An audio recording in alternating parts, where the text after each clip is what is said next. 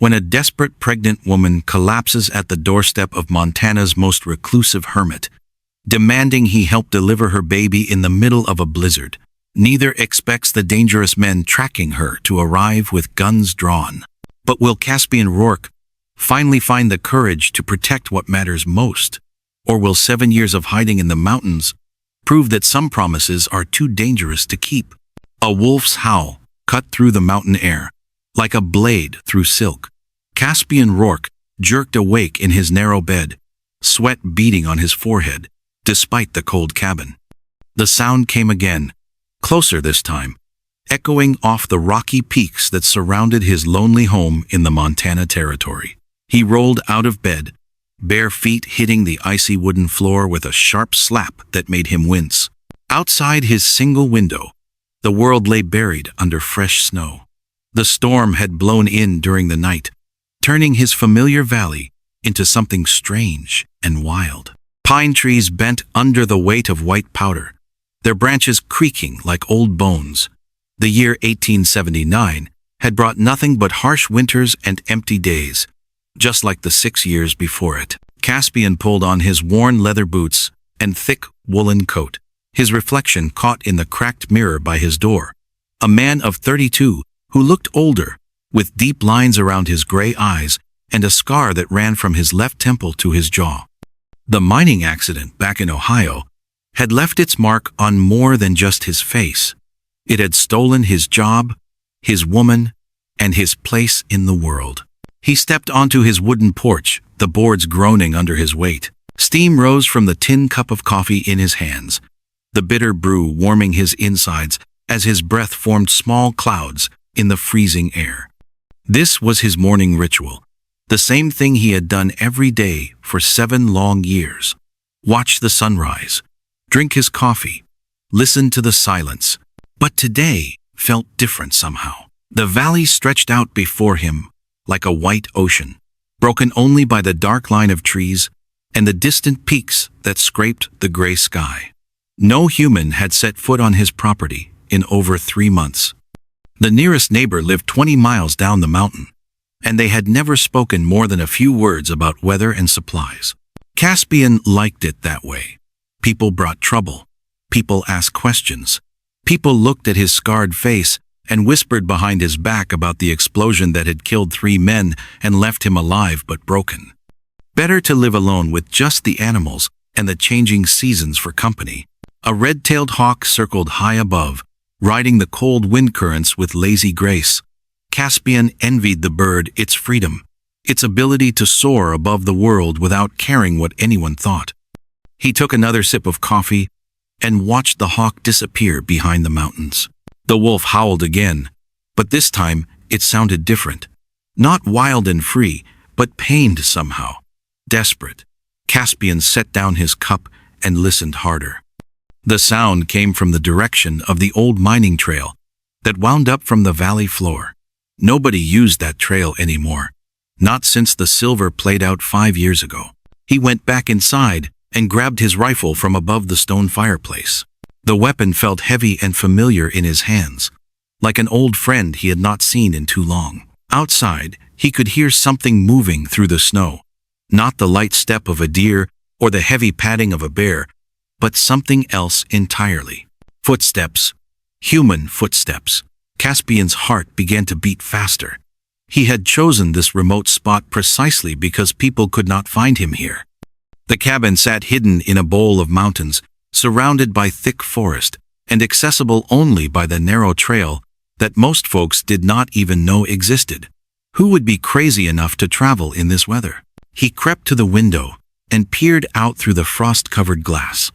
At first he saw nothing but swirling snow and bent trees. Then movement caught his eye, a dark figure stumbling up the trail, moving slowly, and stopping often to rest against the pine trunks. The figure was small, too small to be a man. As it drew closer, Caspian could see it wore a long dress and a dark cloak that whipped around in the wind. A woman alone in the wilderness during a blizzard. His first instinct was to hide inside until she passed by. He had no desire to get involved with whatever trouble had brought her up here. Women meant complications. Women meant questions he did not want to answer, and problems he did not want to solve. But as he watched, the woman stumbled and fell face first into the snow. She lay still for a long moment, and Caspian thought she might not get up again. When she finally struggled to her feet, he could see even from a distance that something was wrong with the way she moved. She was holding her belly with both hands. The realization hit him like a punch to the gut. This woman was not just lost or seeking shelter from the storm. She was pregnant. Very pregnant, from the looks of things. And she was in trouble. "Please," the woman's voice cracked like breaking ice across the silent valley. "Someone help me."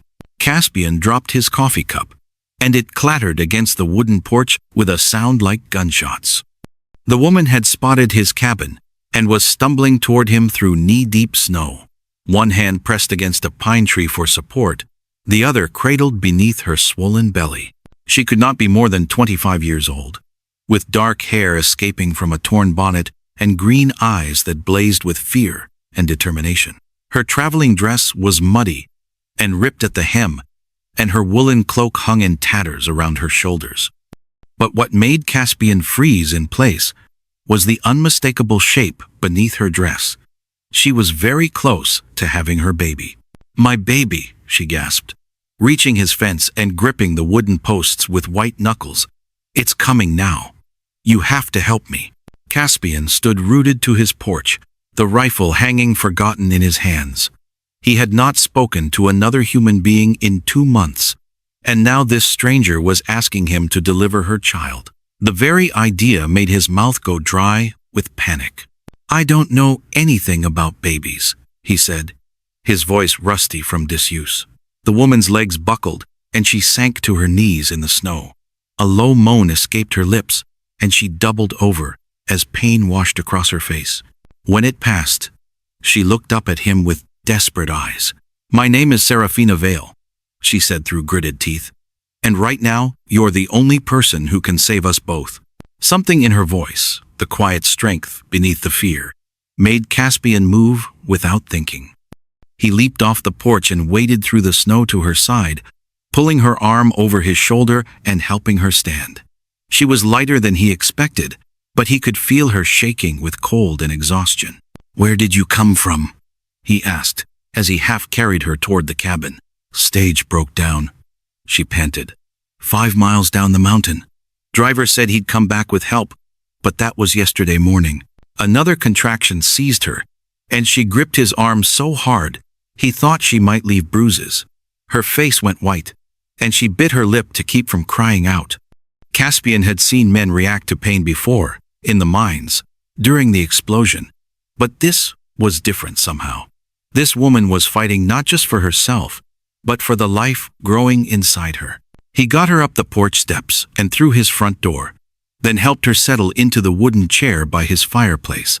The cabin felt smaller with another person in it, more cramped and rough around the edges. He suddenly noticed all the things he had stopped caring about.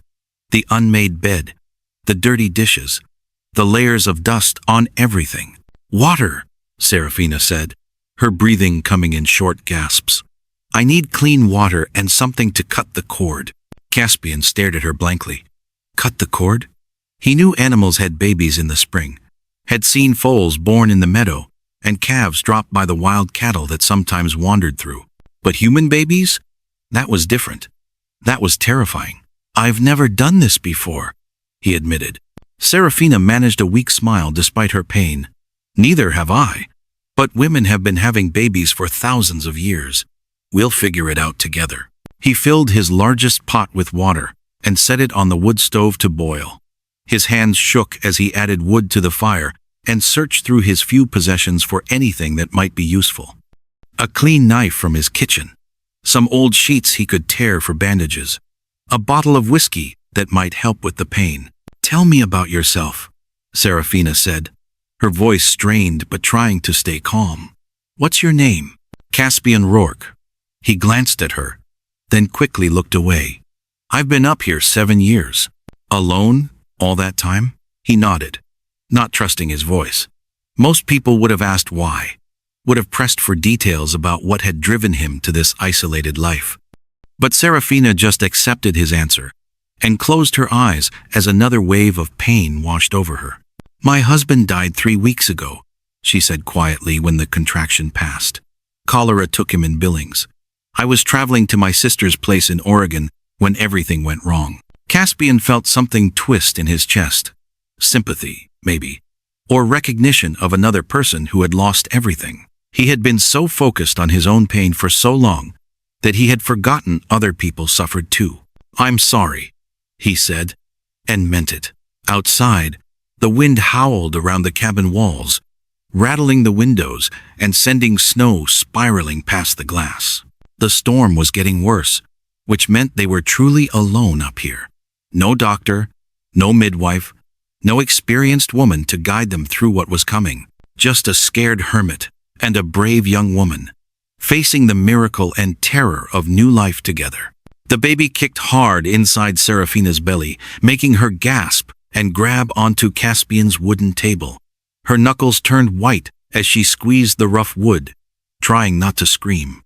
The cabin suddenly felt too small, too hot, even with snow piling up outside the windows. "How long between the pains?" Caspian asked, his voice shaky as he pumped water into a big metal pot. He had delivered 3 foals in his barn, but a human baby was completely different. His hands trembled as he set the pot on his wood-burning stove. "About 5 minutes apart now," Serafina whispered, breathing hard through her nose. "They started this morning when the stagecoach wheel broke. I've been walking through the snow for hours." She looked around the small cabin with its simple furniture and animal furs hanging on the walls. "Are you really going to help me?" Caspian studied her face, seeing fear mixed with hope in her green eyes. "I don't have much choice, do I? The nearest doctor is in Missoula, 3 days' ride in good weather." He gestured toward the window, where thick snowflakes swirled in the wind. "This storm isn't stopping anytime soon." Another pain hit Serafina like a lightning bolt, and she doubled over, making a low, moaning sound. Caspian rushed to her side, unsure what to do with his large, calloused hands. "Should I? Can I?" He had lived alone for so long that touching another person felt strange and scary. "Just help me to the bed," she said through gritted teeth. "And keep that water boiling. We're going to need lots of hot water and clean cloths." She grabbed his arm as they walked slowly across the cabin floor. "What's your full name? I should know who's helping bring my child into this world." "Caspian Rourke," he said, surprised by how his name sounded after years of barely speaking to anyone. "Been living up here since 1872. Used to work in the copper mines down in Butte before." He touched the long scar that ran from his left eye to his jaw. "Before the accident." Serafina eased herself down onto his simple bed, which was just a wooden frame with a straw mattress. "The accident that gave you that scar?" she asked gently. When he nodded, she continued, "My husband had scars too. From the war between the states, he said they told stories about surviving difficult times." "Your husband," Caspian said, arranging his few blankets around her. "You said he died of cholera. Were you married long?" "3 beautiful years," she replied, her eyes growing sad. "We met in Kansas City when I was working at the hotel restaurant.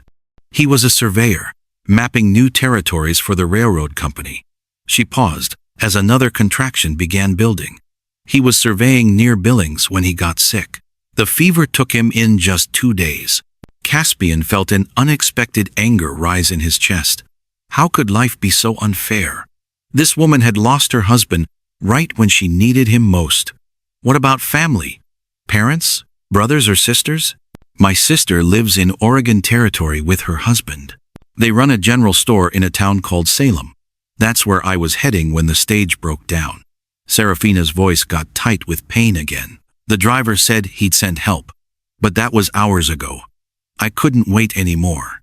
The wind outside howled like a wild animal, rattling the cabin windows. Caspian added more wood to his stove, making the fire crackle and pop. The warm light danced on the log walls, creating moving shadows that made the small space feel almost cozy despite the storm. "Tell me about the mines," Serafina said, trying to distract herself from the growing pain. What was it like working underground? Caspian hadn't talked about his past in years, but something about this woman made him want to share. Dark as midnight, even at noon. We'd go down before sunrise and come up after sunset, never seeing daylight except on Sundays. He sat in his wooden chair beside the bed. The copper veins ran deep into the mountain. Some days, we'd blast through solid rock, just to move forward a few feet. Is that how you got hurt? She asked, genuinely interested despite her condition. A support beam cracked during a cave-in, saved 2 other miners, but caught a face full of rock and metal. He touched his scar again. Spent 3 months in the company hospital.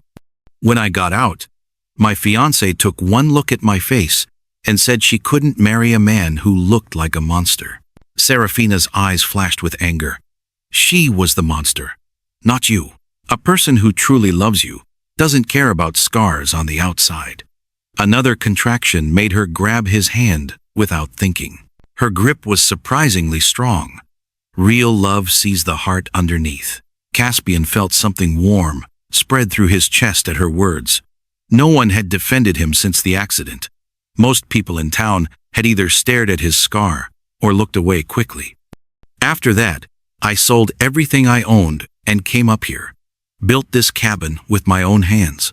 Been living off hunting, fishing, and a small vegetable garden ever since. Lonely life, she observed, still holding his hand as the pain faded. Peaceful life, he corrected, though he wasn't sure he believed it anymore. No one to hurt you, no one to disappoint. Just me and the mountains and the seasons changing. But no one to share the beautiful sunrises with either, Serafina said softly. No one to talk to during long winter nights. No one to care if you're sick or hurt. She looked directly into his eyes. No one to help when life gets scary and unpredictable. Caspian had never thought about his isolation that way before. He had focused so much on avoiding more pain that he had also avoided any chance of joy or connection. Maybe, he admitted quietly. The baby seemed to be getting more active, and Serafina's contractions were definitely getting stronger and closer together. I think things are speeding up, she said, trying to sound calm, but not quite managing it. How much do you actually know about delivering babies? Honestly, almost nothing about human babies, Caspian admitted. But I've helped birth horses, cows, and goats. The basic idea is probably similar, right? He tried to sound confident, but inside, he felt terrified. What if something went wrong? What if he made a mistake that hurt her, or the baby? I hope so, Serafina said with a nervous laugh. Because ready or not, this little one is coming today. She squeezed his hand again as another wave of pain washed over her.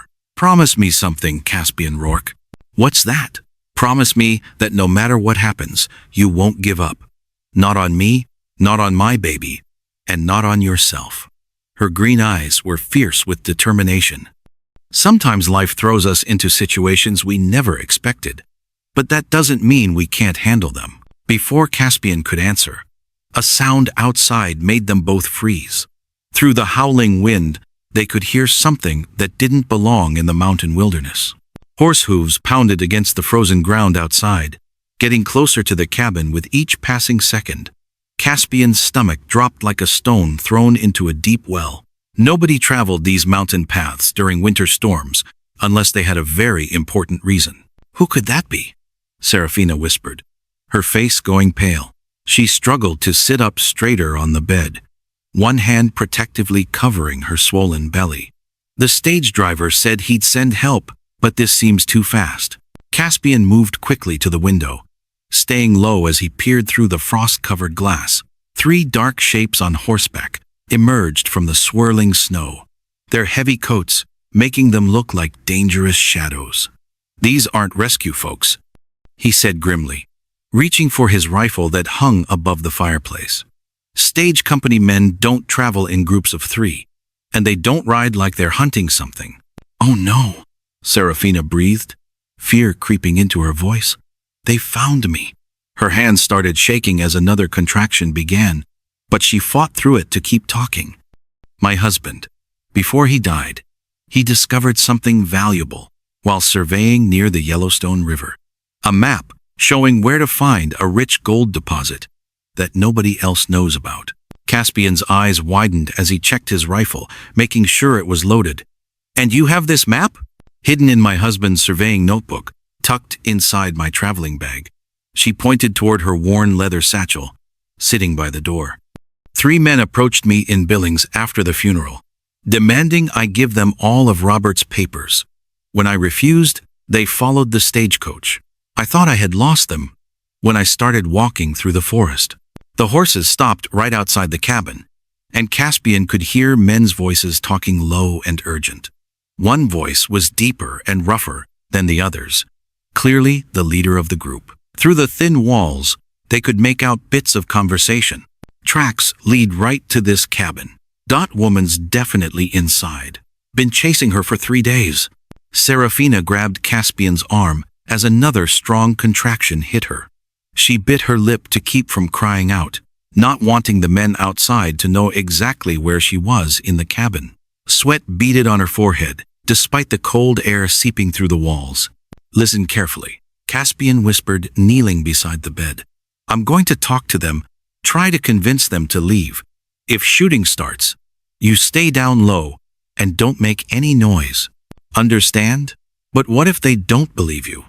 What if they try to search the cabin?" Her green eyes were wide with worry, not just for herself, but for her unborn child. "I can't run in my condition. And you can't fight 3 armed men alone." Before Caspian could answer, a loud knock shook the cabin door. The sound was sharp and demanding, not the polite knock of a friendly visitor.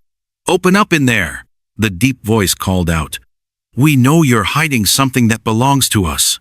Caspian took a deep breath, trying to calm his racing heart. 7 years of avoiding conflict hadn't prepared him for this moment.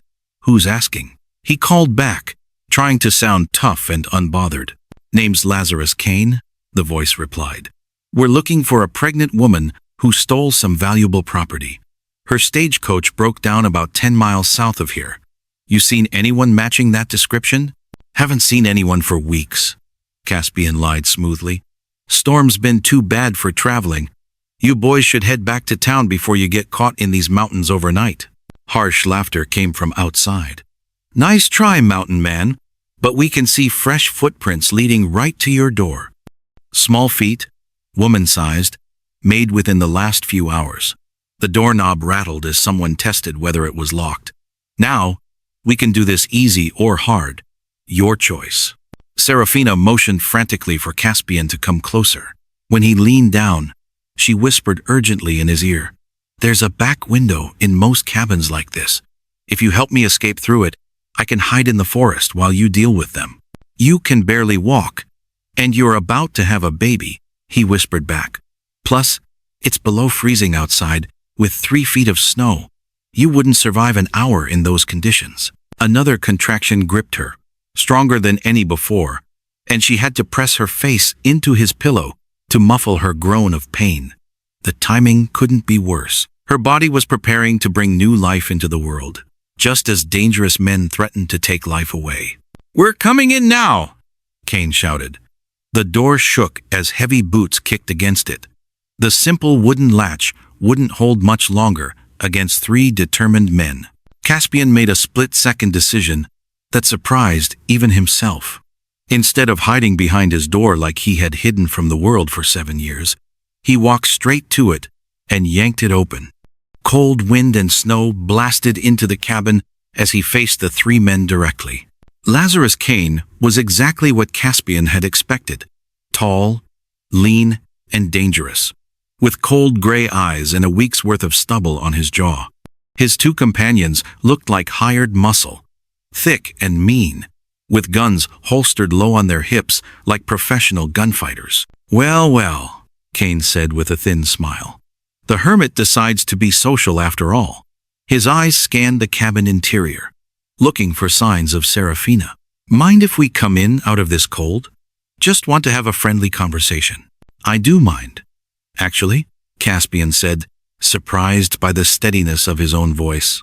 "This is private property, and you're not welcome here." He kept his rifle ready, but not directly pointed at anyone yet. "Whatever business you think you have can be settled somewhere else. Our business is with the woman hiding in your cabin," the second man spoke up.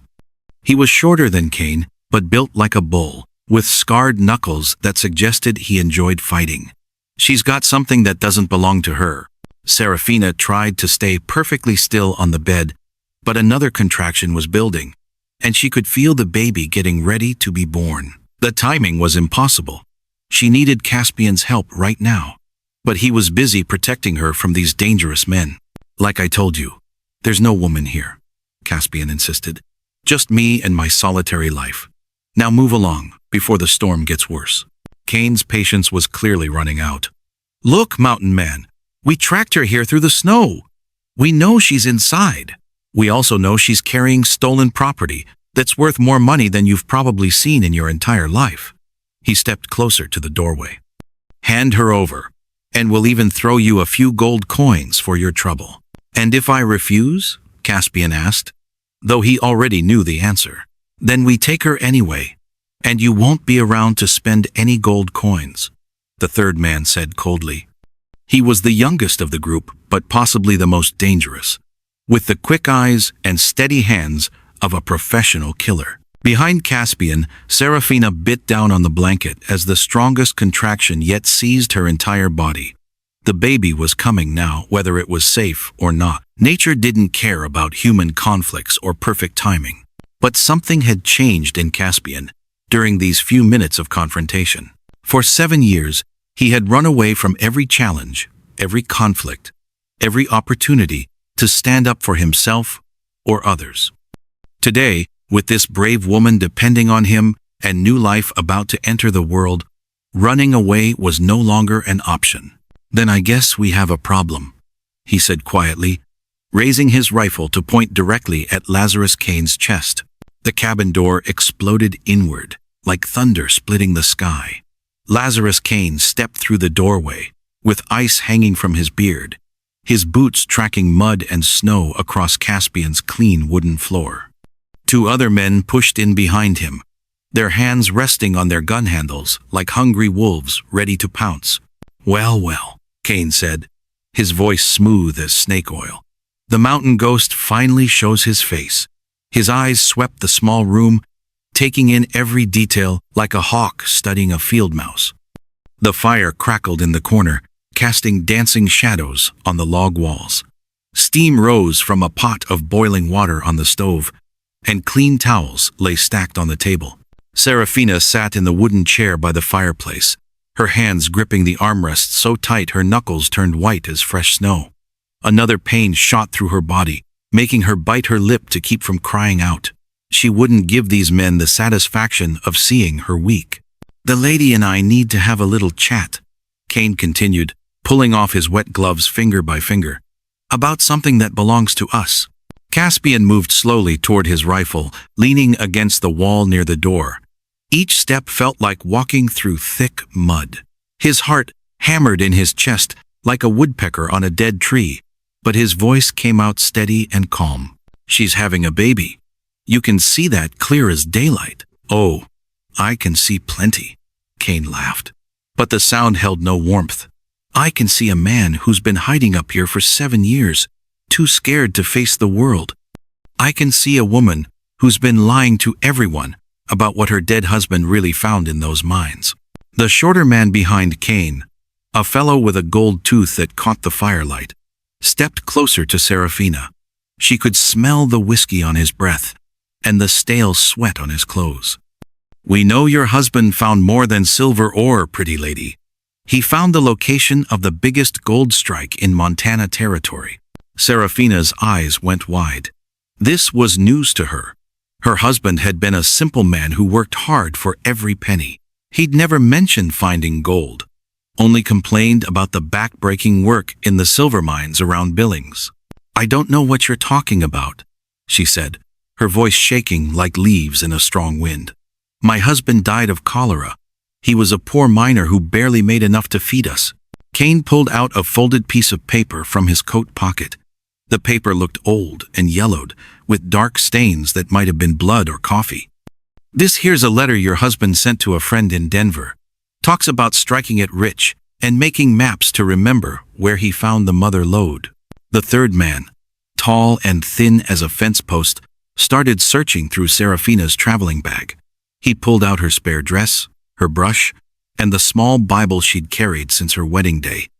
The Bible's leather cover was worn smooth from years of handling, and several pages looked loose.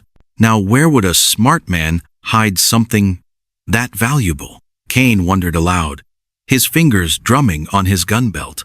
Maybe somewhere his wife would keep safe? Somewhere she'd never lose? Another wave of pain crashed over Serafina, like a river flood. This time, she couldn't hold back the cry that escaped her lips. Sweat beaded on her forehead despite the cold air still pouring through the open door. The baby was coming, whether these men were here or not. Caspian took another step toward his rifle. "The lady needs help. Whatever business you have can wait.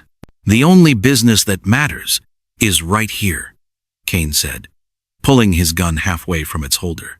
The metal gleamed dull in the firelight. "See, we've been tracking this woman for 3 days, through snow and wind. We're not leaving empty-handed." The tall man shook the Bible, and something fluttered out from between the pages. A piece of paper, folded small and tucked deep in the book of Matthew. He unfolded it carefully, and his eyes lit up like stars on a clear night. "Boss, this is it," he called out, excitement making his voice crack. "It's a hand-drawn map. Shows the exact location, with landmarks and everything." Caspian saw his chance. While all three men focused on the paper, he lunged for his rifle. His fingers closed around the smooth wooden stock just as Cain's gun cleared leather. The two men faced each other across the small cabin, weapons raised and ready. "Drop it, mountain man," Cain ordered. "You're outnumbered 3-1, and we both know you haven't fired that rifle at anything but rabbits and deer." But something had changed in Caspian's eyes. The fear that had lived there for 7 long years was gone, replaced by something harder and more dangerous. He'd spent so many nights alone, wondering if he'd ever find the courage to stand up for anything again. Now he knew. "Maybe so," Caspian said quietly, "but I'm not moving away from this woman." Serafina looked up at him through her pain, seeing him truly for the first time. This wasn't the broken, scared man who'd opened his door to her that morning. This was someone worth trusting, someone worth believing in. The wind howled outside, rattling the windows and making the whole cabin shake. Snow piled higher against the walls with each passing minute. Soon the passes would be completely blocked, trapping all of them together until spring. "Tell you what," Cain said, lowering his gun slightly. "We'll take our map and be on our way. No harm done. You two can play house up here all winter. And come spring, we'll be rich men in California." The gold-toothed man folded the map and tucked it inside his coat. "This is worth more than all the silver in Montana territory. We're talking about enough gold to buy a whole town." But as they turned to leave, Serafina's voice stopped them cold. "That's not the real map." All eyes turned to her. She sat up straighter in her chair, despite the pain that kept washing over her in waves. "My husband was smarter than you think. He would never put the real location in a letter or hide it somewhere obvious." Cain's face darkened like a storm cloud.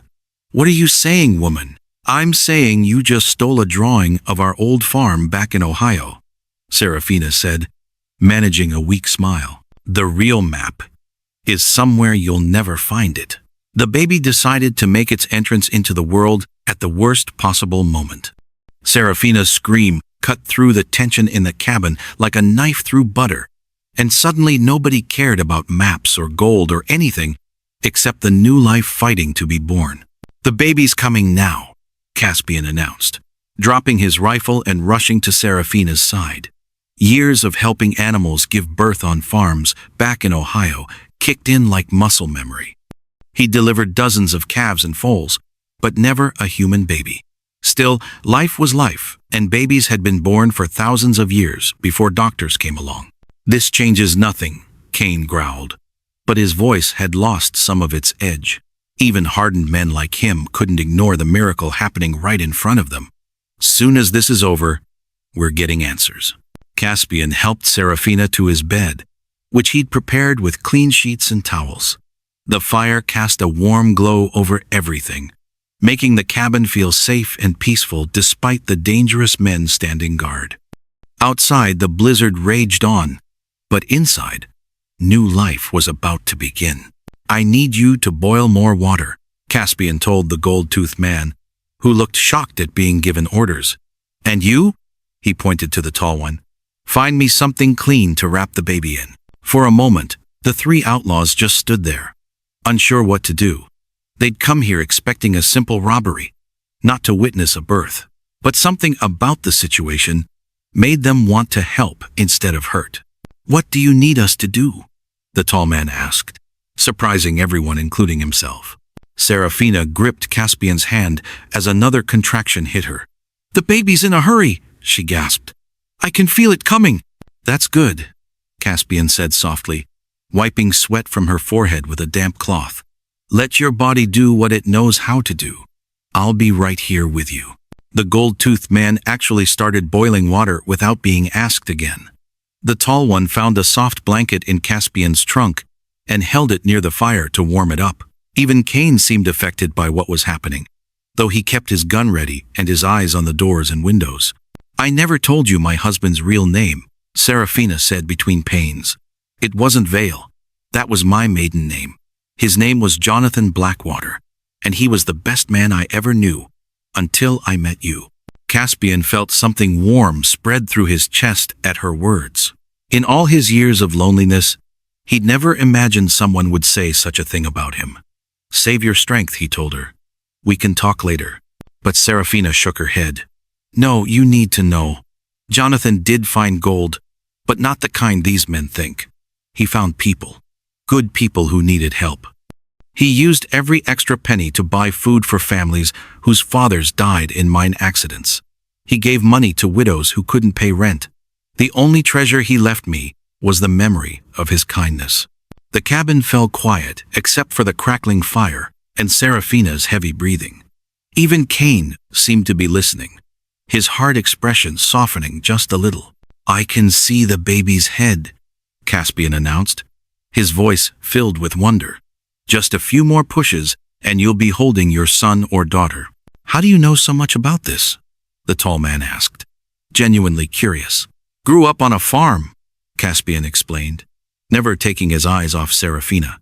"Helped my father deliver everything from puppies to piglets to prize-winning cattle. My ma always said bringing life into the world was the closest thing to magic a person could do." Another push, and the baby's shoulders appeared. Caspian's hands moved with surprising gentleness for someone so big and rough-looking. He'd forgotten how good it felt to help someone, to be needed, to make a difference in the world. "One more big push," he encouraged. "Your baby's almost here." Serafina gathered every bit of strength she had left and pushed with everything in her. The baby slipped into Caspian's waiting hands, tiny and perfect and very much alive. The infant took a deep breath and let out a cry that filled the cabin with joy. "It's a boy," Caspian announced, his voice thick with emotion. Tears ran down his weathered cheeks as he cleaned the baby and wrapped him in the warm blanket. "He's beautiful, Serafina.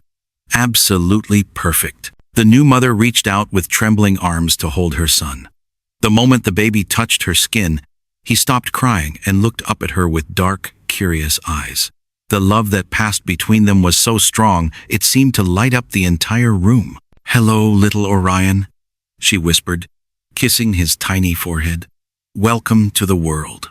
Even the three outlaws stood quietly, moved by what they'd witnessed.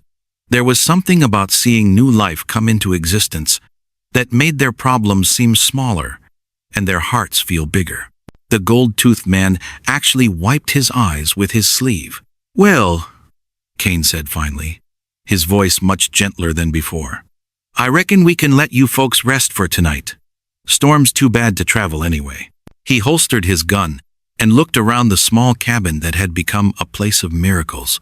"Maybe we were wrong about that map. Maybe some things are more valuable than gold. The tall man nodded in agreement. We could help you folks through the winter if you need it. Hunting, chopping wood, things like that. Caspian looked up from where he sat beside Serafina and baby Orion. You're welcome to stay if you promise no more talk about treasure or maps. This cabin's about fresh starts now. As if to seal the deal, the wind outside began to calm, and the first stars appeared through the breaking clouds. Inside the warm cabin, a new family had been born, and even the hardest hearts had been touched by hope. Serafina's scream cut through the dawn silence like a blade through silk. 3 weeks had passed since little Orion's birth, and now she thrashed on Caspian's bed, burning with fever that no amount of cool mountain water could break. Her skin felt like hot coals beneath his trembling fingers as he pressed another damp cloth to her forehead. The bleeding won't stop, she whispered, her green eyes clouded with pain. Dark stains spread across the quilts, despite Caspian's desperate attempts to stem the flow. He delivered the baby safely, but now infection was claiming the mother who'd brought light into his shadowed world. Caspian paced the small cabin like a caged wolf. His medical knowledge extended only to setting broken bones and treating mining injuries. Women's sickness remained a mystery that terrified him more than any claim jumper or mountain lion. Baby Orion wailed from his makeshift cradle, hungry and sensing his mother's distress. I need to get you to a doctor, Caspian said, though the nearest physician lived 4 days' ride through treacherous mountain passes still thick with spring snow. Doc Harrison in Missoula could help. Too far. Serafina gasped. Baby needs feeding. Her strength faded with each labored breath. The woman who'd faced down armed bandits now looked fragile as autumn leaves. A memory struck Caspian like lightning. Old woman Singing Crow lived in the valley below. A Salish healer his neighbor Pete had mentioned during their rare conversations. The indigenous woman possessed knowledge passed down through generations about plants and healing ways that white doctors never learned in their fancy schools. Watch Orion, Caspian told Serafina, though she barely heard him through her fevered haze. He grabbed his rifle and headed for the door, then stopped. Leaving meant abandoning his promise to protect them both. But staying meant watching Serafina die. The ride down to Singing Crow's lodge took 2 hours through muddy trails and swollen creeks. Caspian's horse stumbled twice on loose rocks, nearly throwing him into rushing water that could have swept him away forever. Each minute felt like an hour stolen from Serafina's dwindling life. Singing Crow emerged from her bark-covered dwelling before Caspian could dismount. She was ancient, with silver braids and eyes sharp as winter stars. The mountain man seeks help, she said in perfect English. Your woman bleeds the death bleeding. How did you know? Caspian asked, amazed. Dreams told me 3 suns ago. Gather willow bark, red clover, and shepherd's purse. Boil them together under the full moon's light. She pressed a leather pouch into his hands, filled with dried herbs that smelled of earth and hope. Will she live? The question scraped his throat raw. That depends on her will to stay, and your will to fight for her. Singing Crow's weathered hand touched his shoulder. Love is the strongest medicine, mountain man. The return journey tested every skill Caspian had learned during 7 years of wilderness survival. His horse went lame crossing Boulder Creek, forcing him to continue on foot through gathering darkness. Wolves howled from the ridges above, their voices echoing his own desperation. He reached the cabin near midnight to find Serafina unconscious, her breathing so shallow it barely stirred the blanket over her chest. Orion had cried himself to exhausted sleep, his tiny fists still clenched with hunger and confusion. Caspian followed Singing Crow's instructions precisely, boiling the herbs in his largest pot, while moonlight streamed through the cabin's single window. The mixture smelled bitter and wild, nothing like the medicines he'd known from his old life in Ohio. Drink this, he whispered, lifting Serafina's head and coaxing the warm liquid past her pale lips. Most of it ran down her chin, but some went down her throat. Hour by hour through that endless night, Caspian spooned the herbal tea into Serafina's mouth while bathing her fevered skin with cool cloths. He fed Orion sugar water from his finger when the baby's cries became too weak to ignore. Dawn brought the first sign of hope. Serafina's fever broke just as the sun crested the eastern peaks, sending golden light streaming across the cabin floor. Her eyes fluttered open, focusing on Caspian's worried face. "You look terrible," she managed with a ghost of her old smile. "You look alive," he replied, relief flooding through him like spring meltwater. The bleeding had stopped. Color slowly returned to her cheeks over the following days as the herbal medicine worked its ancient magic. Caspian fed her broths, made from mountain game and wild greens, watching strength flow back into her body like water filling a dried riverbed. Orion thrived once his mother could nurse him again, growing plumper each day and beginning to focus on faces rather than just shadows. The baby's first real smile came while watching dust motes dance in afternoon sunlight, and Caspian felt something shift in his chest. "We almost lost everything," Serafina said one evening, as they sat by the fire, Orion sleeping peacefully in her arms. "But we didn't," Caspian replied. "Sometimes fighting for something makes it more precious than if it came easy." Outside, spring continued its eternal work of renewal. Ice broke up on the streams with sounds like distant thunder. Green shoots pushed through last year's fallen leaves. The mountain world awakened from winter's grip, and with it came new possibilities neither of them had dared imagine just weeks before. The sound of approaching hooves made Caspian's blood turn to ice water in his veins. 6 months had passed since Orion's birth, and now riders were coming up the mountain trail in the early morning mist of 1880. Not just any riders, he recognized the distinctive black horse leading the group, the same mount that belonged to Sheriff Bradley from Helena.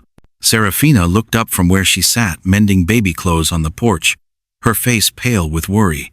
Little Orion gurgled happily in his wooden cradle, unaware that their peaceful mountain life might be ending forever. The baby had grown strong and healthy, with his mother's green eyes and a smile that could melt the hardest heart. "Maybe they're just passing through," Serafina whispered, but they both knew better. Lawmen didn't ride this far into the mountains without serious business calling them. Caspian set down the fence post he'd been shaping and wiped sawdust from his hands. These past months had been the happiest of his life, filled with simple joys he'd never imagined possible. Teaching Orion to laugh by making funny faces, watching Serafina sing lullabies while rocking the baby to sleep, building furniture for their growing family, and planning improvements to the cabin. Sheriff Bradley rode into the clearing with 4 deputies behind him, all armed and looking grim as storm clouds. The lawman was tall and lean, with gray whiskers and eyes that missed nothing important. Dust covered his clothes from the long ride up mountain trails. "Caspian Rourke," Bradley called out, his voice carrying the weight of official business. "Need to have words with you and the lady." "Sheriff," Caspian replied, stepping protectively closer to his family. "What brings you all the way up here?" "Reports of trouble last winter. Claims about stolen property and missing persons." Bradley's gaze moved between Caspian and Serafina. "Lazarus Kane filed complaints in Helena.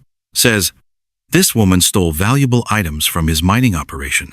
Serafina stood slowly, holding Orion against her chest like a shield. "That's a lie. My husband found that map fair and square. Kane murdered him for it." "Can you prove that accusation, ma'am?" one of the deputies asked. The next hour felt like the longest of Caspian's life.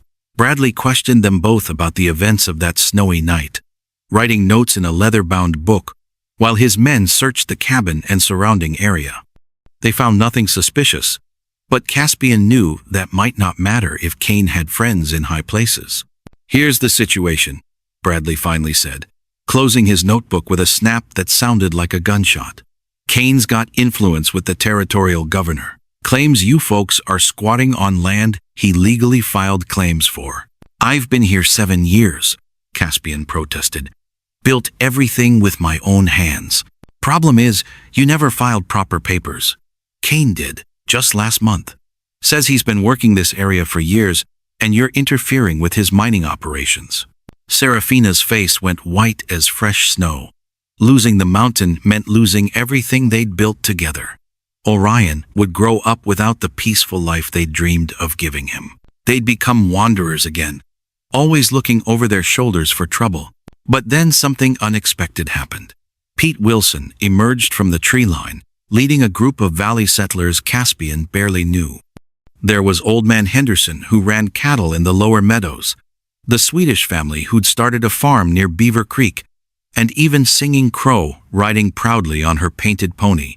"Sheriff Bradley?" Pete called out, dismounting near the cabin. "Glad we caught you before you left." "What's this about, Wilson?"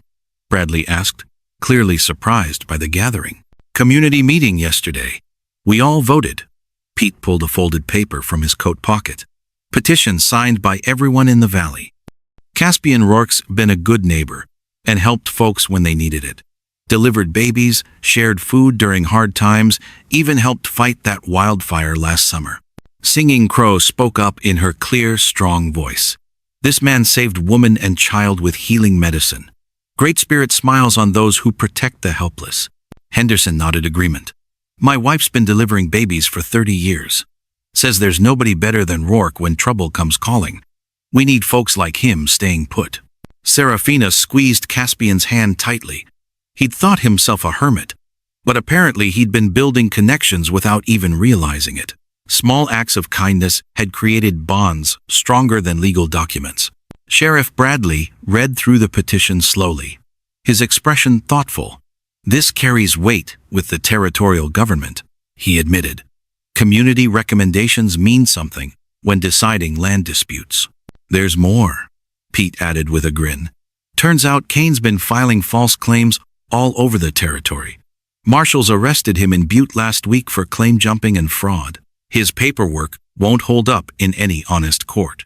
The relief that flooded through Caspian felt like spring floods breaking winter ice dams. Serafina laughed and cried at the same time, holding Orion up to see the mountains that would always be his home. "Looks like you folks can stay put," Bradley said, tipping his hat. "But get those papers filed proper-like. Don't want this happening again." After the sheriff and his men rode away, the neighbors stayed for an impromptu celebration. Henderson's wife brought fresh bread. The Swedish family shared homemade cheese, and Pete produced a bottle of whiskey he'd been saving for special occasions. As the sun set behind the western peaks, painting the sky in shades of gold and crimson, Caspian stood with his arm around Serafina while she nursed baby Orion. Their friends sat around the fire, sharing stories and laughter, filling the mountain air with warmth and fellowship. "Remember when you thought you were alone up here?" Serafina asked softly. Caspian smiled, watching sparks rise toward the first evening stars. "Turns out I was never really alone. Just took the right person showing up to help me see it." Orion finished nursing and looked up at his parents with bright, curious eyes that held infinite possibilities. Tomorrow would bring new challenges and adventures, but tonight they were exactly where they belonged, surrounded by love, protected by community, and blessed with the promise of all the tomorrows yet to come.